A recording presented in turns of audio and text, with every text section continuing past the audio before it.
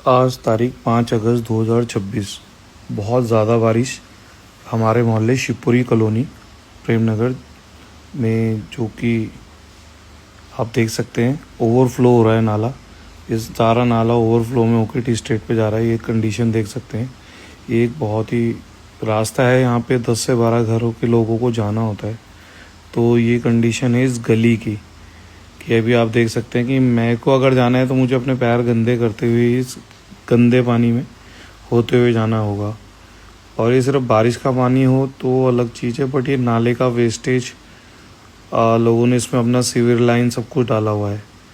तो आप देख सकते हैं कि इसमें स्कूल के बच्चों को अभी स्कूल जाना है इस पूरी गली से। तो प्लीज़ इस बारे में टैग करें उनको जो ये काम करवा सकते हैं और जिनका ये काम एक्चुअल में है करवाने का, इस गली को ऊंचा कराने के लिए। धन्यवाद।